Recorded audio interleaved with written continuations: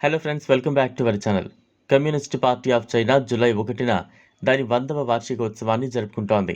వేల సంఖ్యలో జరుగుతున్న వేడుకల్లో నేషనల్ బ్యాలెట్ ఆఫ్ చైనా, 2 ప్రసిద్ధ చైనీస్ పురాణాలను వర్ణించే బ్యాలెట్ కూడా ఉంది.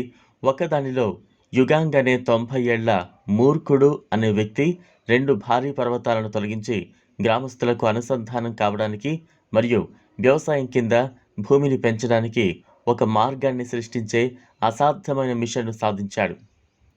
మరొక పురాణంలో నుబా, దయగల దేవత, నీటి దేవుడు మరియు అగ్నిదేవుని మధ్య జరిగిన యుద్ధం కారణంగా ఆకాశంలో ఒక రంధ్రం సరిచేయడం ద్వారా మానవాళిని విపత్తు నుంచి రక్షిస్తోంది.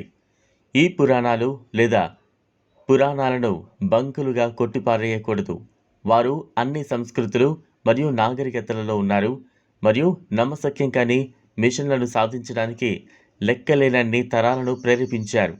భారత్, చైనా వంటి వారితో సమృద్ధిగా ఉంది. పవిత్ర గంగా తన పురాణ మూలాన్ని కింగ్ భగీరథకు రుణపడి ఉంది.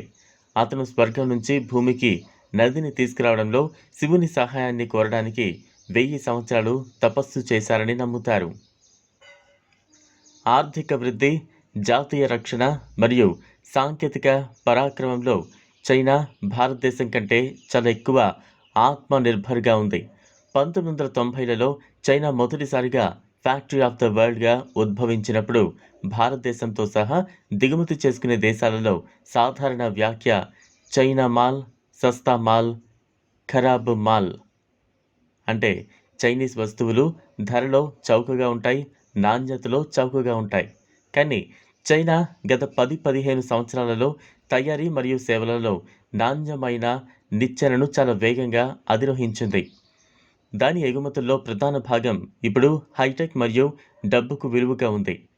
ఇది ఇప్పుడు ఆర్టిఫిషియల్ ఇంటెలిజెన్స్ మరియు భవిష్యత్తులోని ఇతర సాంకేతికతలలో గ్లోబల్ లీడర్గా మారే మార్గంలో ఉంది. చైనా తన బుల్లెట్ రైళ్లు, అందమైన విమానాశ్రయాలు, ఆకాశ హార్మియాలు మరియు మేడ్ ఇన్ చైనా ఎగుమతులతో మాత్రమే ఆకట్టుకుంటోంది. ఇది ప్రపంచంలోని అత్యుత్తమ విశ్వవిద్యాలయాలు, మ్యూజియంలు, ఆర్ట్ గ్యాలరీలు, పబ్లిక్ లైబ్రరీలు మరియు స్పోర్ట్స్ స్టేడియాలను కలిగి ఉంది. చైనా త్వరలో అమెరికా కంటే ఎక్కువ మంది విదేశీ విద్యార్థులను తన విశ్వవిద్యాలయాలలో చదివే అవకాశం ఉంది.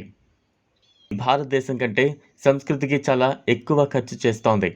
మన జిల్లా ప్రధాన కార్యాలయాలతో పోల్చదగిన దాని చిన్న నగరాలు కూడా సాటిలేని మెరుగైన సంగీత కచేరీ హాళ్లు, ఉద్యానవనాలు, కమ్యూనిటీ కేర్ సెంటర్లు, పర్యాటక ఆకర్షణలను కలిగి ఉన్నాయి.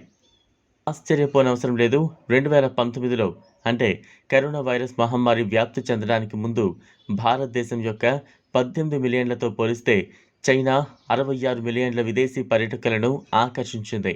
చాలామంది భారతీయ రాజకీయ నాయకుల సమయం మరియు మానసిక శక్తి అత్యుత్తమ మరియు తెలివైన వారితో సహా ఎన్నికల్లో పోరాడడానికి లేదా ఎన్నికల మధ్య వారి ప్రత్యర్థులతో పోరాడటానికి ఎక్కువగా ఖర్చు చేస్తారు.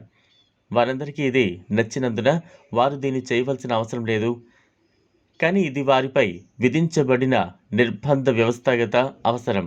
నిజానికి వ్యక్తిగతంగా గెలుపొందడం మరియు ఒకరి పార్టీని గరిష్ట సంఖ్యలో నియోజకవర్గాల్లో ఎన్నుకునే సామర్థ్యం భారత రాజకీయాల్లో ఒక వ్యక్తి ఎదుగుదలకు ప్రమాణాలుగా మారాయి.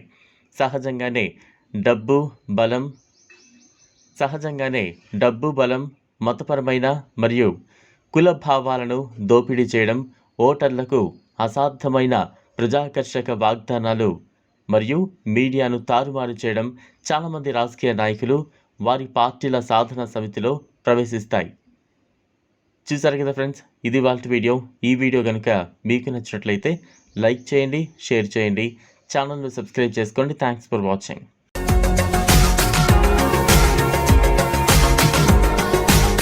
మరిన్ని అప్డేట్స్ కోసం మా ఛానల్ని సబ్స్క్రైబ్ చేయండి.